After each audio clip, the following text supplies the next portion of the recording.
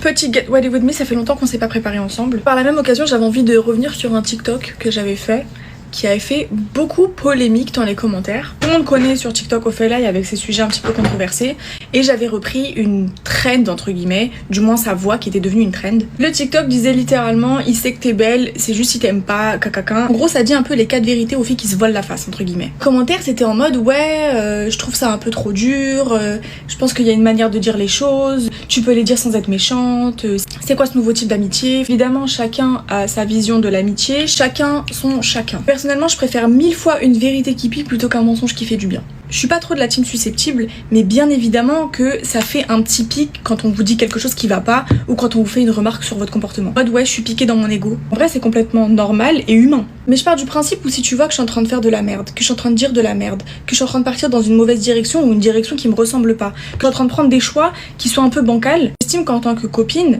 moi en tout cas dans mes règles de l'amitié, viens pas prendre des pincettes pour me dire les choses. Encore une fois, chacun a sa vision de l'amitié, chacun a son degré de tolérance. Je suis de celle qui ne vous brossera jamais dans le sens du poil si vous faites de la merde ou si vous me demandez mon avis.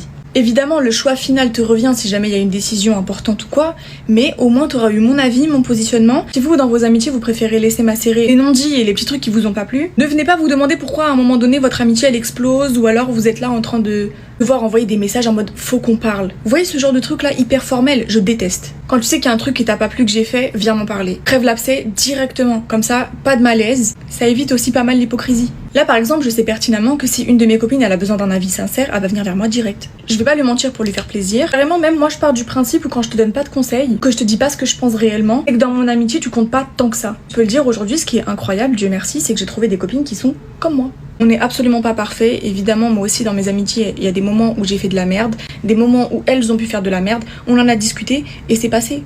Et la chose qui prouve que c'est une amitié super solide, c'est qu'au contraire ça a renforcé nos liens plus qu'autre chose. Donc soit vous faites le ménage dans vos vies et vous vous procurez des amitiés qui vous ressemblent, soit vous apprenez à être un peu plus honnête avec vous-même et vos copines. Je parle de ça, je parle pas forcément que d'amitié pure et dure. Par exemple, j'ai pas besoin d'une communauté qui me flatte, j'ai pas besoin d'une communauté qui me brosse dans le sens du poil, j'ai besoin d'une communauté qui arrive et qui me dit Léa tu devrais plutôt faire ça comme ça. Oui, les commentaires constructifs, c'est ça dont j'ai besoin, c'est ça qui fait avancer les gens.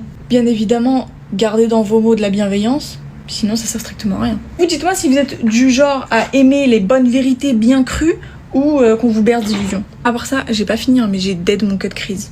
Je suis trop fière.